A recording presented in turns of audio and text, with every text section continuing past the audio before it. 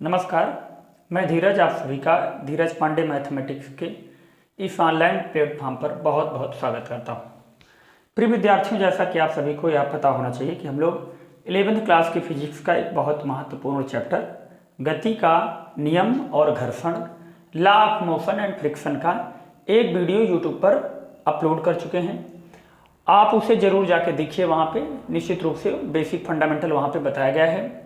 लेकिन कुछ विद्यार्थियों का कमेंट और कहना था कि सर 12th क्लास के भी कुछ इम्पॉर्टेंट टॉपिक के वीडियो बना दीजिए जिससे कि हम पेपर में कुछ अच्छा कर सकें। तो देखिए, मैं स्पष्ट आप सभी को बता देना चाहता हूं कि 12th क्लास की पूरी कंप्लीट फिजिक्स 2023 के बोर्ड एग्जाम को ध्यान में रखते हुए नहीं पढ़ाया जा सकता, क्योंकि मैक्सिमम हम लोगों के पास 2 महीने का समय है और जो चीज़ हम 1 साल 1.5 साल में पढ़ते हैं, लगभग 11th से ही हम ये प्रयास करते हैं कि कुछ टॉपिक 12th के पढ़ाना शुरू कर दें।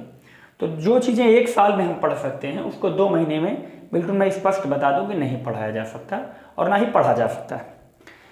लेकिन जब समय हमारे पास कम है तो हम कुछ तकनीक के माध्यम से हम कुछ बेहतर करने का प्रयास करेंगे। जैसे कि हर चैप्टर से जो पेपर में ज़्यादा पूछे जाने वाले प्रश्न या पूछे जाएंगे उनको मैं एक अनुमान के अनुसार उनका एक चैप्टर का इम्पॉर्टेंट टॉपिक के वीडियो हम बना के यूट्यूब पर अपलोड करेंगे। और आप देखिए, उन विद्यार्थियों को ज़्यादा लाभ होगा जो रनर हैं, इन द सेंस कि जो कुछ पढ़ चुके हैं या जिनका बेसिक फंडामेंटल ठीक है। तो हम ये प्रयास करते हैं कि आज एक टॉपिक विस्थापन विधि से उत्तल लेंस की फोकस दूरी ज्ञात करना।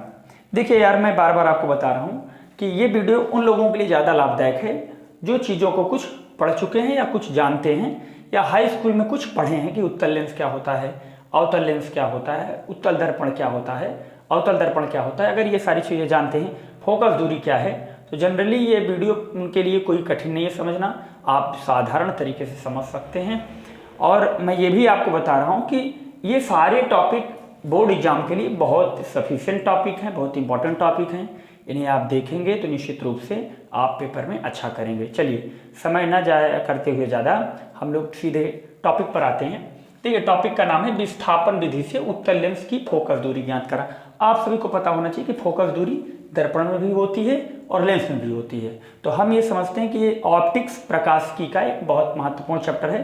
जैसा कि आप लोग जानते हैं कि हम पहला chapter refraction and refraction of the light, प्रकाश का परावर्तन और अपवर्तन, एंड स्फेरिकल मिरर, गोली दर्पण एंड लेंस, ये पहला कंप्लीट आपका चैप्टर का नाम है।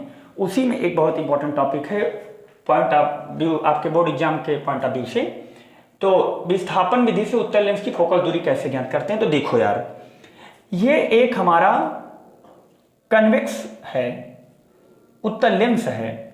अब उस उत्तल लेंस को हम मान लीजिए ये कोई पर्दा है, ये कोई आपका क्या है, पर्दा है। पर्दे से हम लोग क्या, अच्छा थोड़ा एक मैं आपको बताना चाहता हूं। जैसे आप लोग जानते होंगे कि हम आपसे कहें कि यार ये एक लेंस रखा हुआ है और इससे 5 मीटर की दूरी पर कोई ऑब्जेक्ट रखा हुआ है और इसका प्रतिबिंब जो बन रहा है वो 10 मीटर पे बन रहा है। इस लेंस को हल्का इस तरह का खिसकाएं कि यहाँ से जो दूरी है वो 10 हो जाए, तो इमेज कितने पे बनेगी, 5 पर बनेगी। जैसे समझिए बात को, यहाँ पे लेंस रखा है, इस लेंस से 5 मीटर दूरी पे वस्तु रखी है, इसका प्रतिबिंब 10 मीटर दूरी पे बन रहा है। हमने क्या किया, दूरी उतना ही रखा बट लेंस की स्थिति को थोड़ा सा बदल दिया। लेंस को हमने क्या किया, मिरर के पर्दे के पास ले गया। तो अब पर्दे से जब पास ले गए तो वस्तु और लेंस की दूरी हो गई 10। तो अगर ये दूरी 10 है तो फिर इमेज जो बनेगी वो कितनी दूरी पे बनेगी, 5 पर। तो वही सेंस से हम इस पूरे डेरिवेशन को सॉल्व करेंगे और निश्चित रूप से इसे आप देखेंगे तो आपको समझ में आएगा। तो देखिए ध्यान से, हम इसका लैंग्वेज लिखना चाहे लिख सकते हैं कि माना कोई किसी पर्दे से v दूरी पर कोई उत्तल लेंस रखा है और उस उत्तल लेंस से u दूरी पर कोई ऑब्जेक्ट रखा है। तो पर्दे और ऑब्जेक्ट के बीच की दूरी को हमने माना a। अब दूसरा सिस्टम क्या हुआ, पहली चीजें जब हम ये चीज देखेंगे, अब दूसरी सिचुएशन क्या की गई कि इस लेंस को d दूरी विस्थापित कर दिया। किधर विस्थापित किया गया है, पर्दे की तरफ। पर्दे की तरफ d दूरी विस्थापित किया गया। तो हमने ये देखा कि लेंस यहाँ था, लेंस को खिसका के कहाँ रखा गया, पर्दे की ओर ले गए। तो अभी जैसा हम देखे थे कि इधर 10 था तो इधर 5, तो इधर अगर 5 करेंगे तो इधर क्या होगा, 10 होगा। तो हमने कहा कि यहां से यहां तक की दूरी को हमने v कहा। ये v क्या है, पर्दे से लेंस की दूरी, और u क्या है, ऑब्जेक्ट से लेंस की दूरी। अब इस लेंस को हम हल्का सा खिसकाए, अगर लेंस को हल्का सा खिसकाएंगे तो लेंस जो है पर्दे के पास आएगा u दूरी पर। अब जो दूरी v थी वो किस में कन्वर्ट हो गई, u में, और जो दूरी u थी वो किस में कन्वर्ट हो गई, v में। अब इसका हम बेहतरीन तरीके से डेरिवेशन कर रहे हैं। हम आशा करते हैं कि अगर आप इसे देखेंगे तो आपको कंप्लीट समझ में आएगा। जनरली देखिए फर्स्ट इक्वेशन हम जनरेट करते हैं चित्र के चित्रानुसार।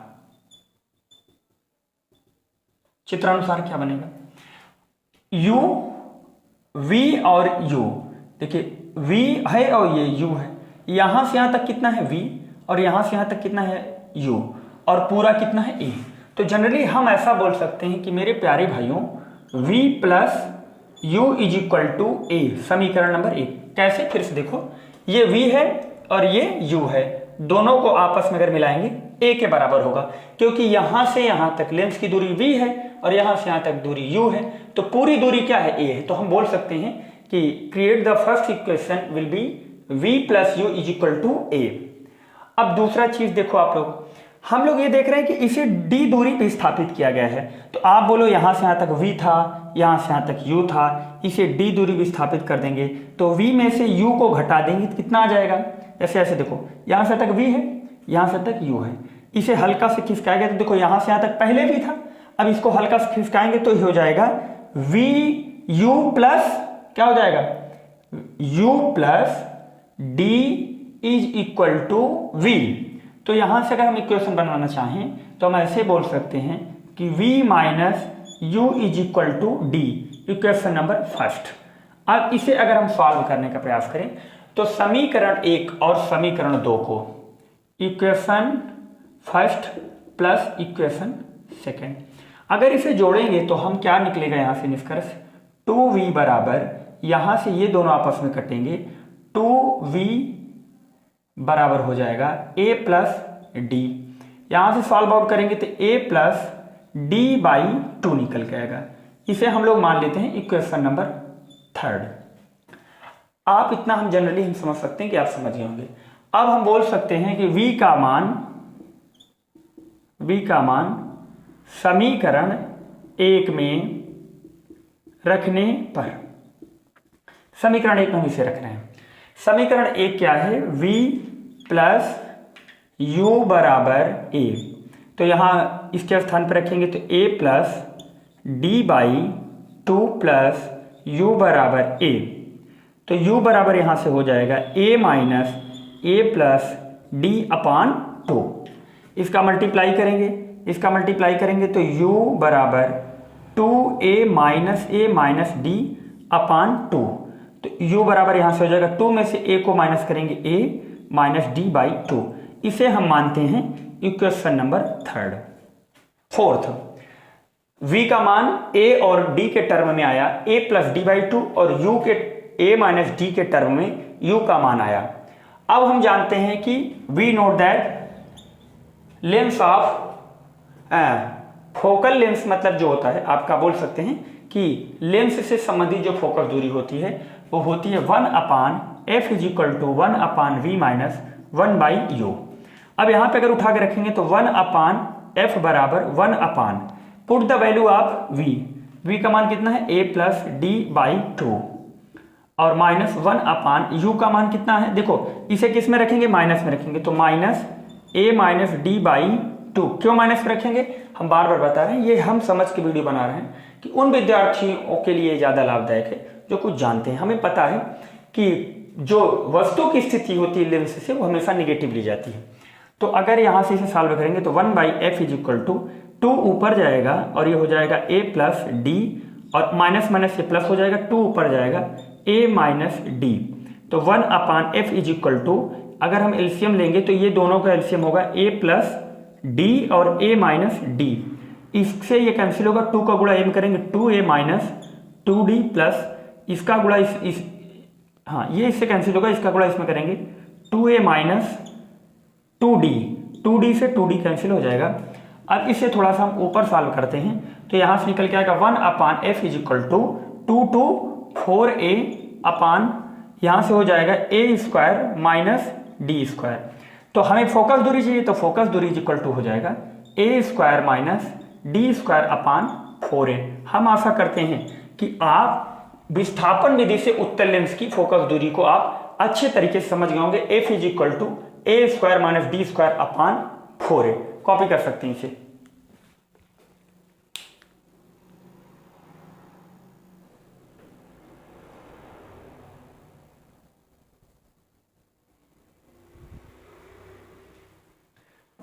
अगर आप इसे कॉपी करते हैं तो इसे हम हटाएं।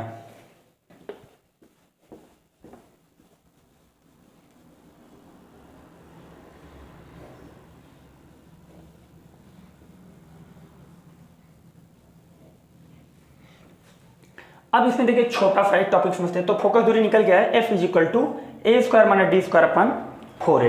अब देखिए इसमें एक छोटा सा टॉपिक ये आएगा कि रेखीय आवर्धनों में क्या संबंध होगा। रेखीय आवर्धनों में क्या संबंध होगा। रेखीय आवर्धनों में क्या संबंध होगा। तो हम जानते हैं कि आवर्धन, रेखीय आवर्धन क्या होता है। रेखीय आवर्धन को हम रिप्रेजेंट करते हैं m से। रेखीय आवर्धन बराबर प्रतिबिंब की लंबाई बटे वस्तु की लंबाई। तो हम बोल सकते हैं यहां से कि m बराबर हम जानते हैं कि length of image and length of object. तो पहली स्थिति के लिए अगर हम प्रतिबिंब की लंबाई निकालें तो हम बोल सकते हैं m बराबर m1 बराबर यहां से यहां तक की दूरी क्या है v और यहां से यहां तक की दूरी क्या है u। इसे हम समझ सकते हैं समीकरण 1। अब दूसरे के लिए अगर हम निकालें तो m2 बराबर क्या हो जाएगा, यहां से यहां तक की दूरी क्या है u और यहां से यहां तक की दूरी क्या है v। इसे हम समझ लेते हैं इक्वेशन नंबर 2। हम बोल सकते हैं इक्वेशन नंबर 1 और इक्वेशन नंबर 2 का क्या कर दें मल्टीप्लाई। तो m1 का गुणा हम करेंगे m2 में तो हो जाएगा v by u into u by v। u से u v से v कट जाएगा तो m1 m2 बराबर यहां से निकल के आया 1। तो हम आशा करते हैं इससे क्या शिक्षा मिलती है कि विस्थापन विधि से उत्तल लेंस की फोकस दूरी ज्ञात करते समय उनके अलग अलग रेखीय आवर्धनों का गुणनफल कितना होता है, 1 होता है। ये पहली बात रही। अब दूसरी बात अगर यहां से हम देखें तो हम ऐसा बोल सकते हैं कि ये बात, अब दूसरा पॉइंट ये हमें समझ में आता है। इसका दूसरा पॉइंट हम ये बोल सकते हैं कि जैसे आप देखिए इससे अगर हम संबंधित चीजें उठाएं तो हम बोल सकते हैं कि फोकस दूरी, ये पहला पॉइंट था, इसमें संबंधित क्या था पहला नोट। दूसरा नोट था f is equal to a square minus d square upon 4a। इसका मल्टीप्लाई करेंगे तो हो जाएगा a square minus d square बराबर कितना हो जाएगा 4af। तो हम ये बोल सकते हैं कि d स्क्वायर बराबर a स्क्वायर माइनस 4af। और हम एक चीज जानते हैं कि d जो है एक डिस्टेंस है जो ऑलवेज क्या होती है पॉजिटिव, और कोई भी चीज अगर पॉजिटिव है तो उसकी वैल्यू ऑलवेज किससे बड़ी होगी, 0 से बड़ी होगी। तो हम ऐसे बोल सकते हैं कि a square is greater than 4f। a से a कट जाएगा तो a is greater than 4f। तो इसमें इसे क्या शिक्षा मिलती है कि विस्थापन विधि से उत्तल लेंस की फोकस दूरी के संदर्भ में पर्दे से ऑब्जेक्ट की दूरी, पर्दे से ऑब्जेक्ट की दूरी फोकस दूरी से 4 गुने से भी अधिक होना चाहिए। फिर इस बात को समझो अच्छे से। ये लिखा हुआ है कि जो a है, a क्या है, पर्दा और ऑब्जेक्ट के बीच की दूरी। तो इसके संदर्भ में पहला नोट निकल गया है कि हमेशा हम पर्दे से ऑब्जेक्ट की दूरी फोकस दूरी के 4 गुने से अधिक दूरी पर रखेंगे। हम आशा करते हैं कि सारी चीजें आप अच्छे तरीके से समझ गए होंगे, नोट कर सकते हैं। देखिए अब नेक्स्ट पॉइंट समझते हैं। नेक्स्ट पॉइंट क्या है,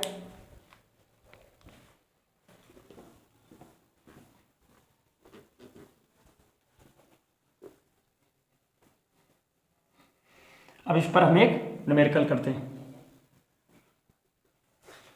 न्यूमेरिकल हम पढ़ रहे हैं, आप लोग इसे देखिए। यदि एक वस्तु व पर्दे के बीच की दूरी 90 सेंटीमीटर है तो देखिए क्वेश्चन में बोला गया एक वस्तु और पर्दे के बीच की दूरी 90 सेंटीमीटर, इसका मतलब ए बराबर कितना है 90 सेंटीमीटर। अब फिर हम आगे क्वेश्चन पढ़ते हैं। क्वेश्चन में बोला गया है कि यदि उत्तल लेंस की वस्तु व पर्दे के बीच 20 सेंटीमीटर की दूरी पर रखा हो, इसका मतलब यहां से डी का मान कितना है 20 सेंटीमीटर।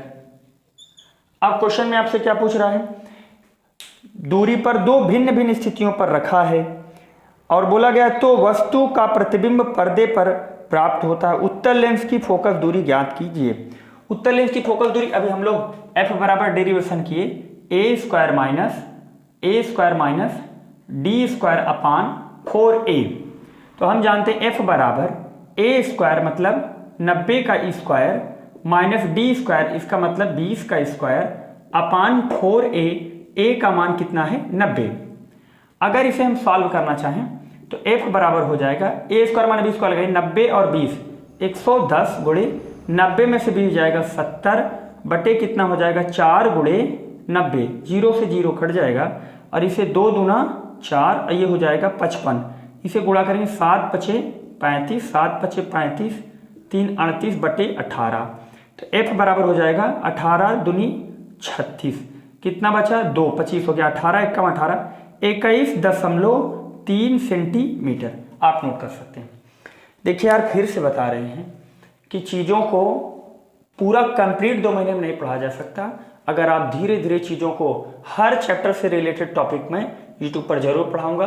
मैं आशा करता हूं कि विस्थापन विधि से उत्तल लेंस की फोकस दूरी आप अच्छे तरीके से समझ सकते हैं। और इसमें 2 पॉइंट आप और समझिएगा कि ये केवल उत्तल लेंस के लिए होता है, अवतल लेंस के लिए नहीं होता।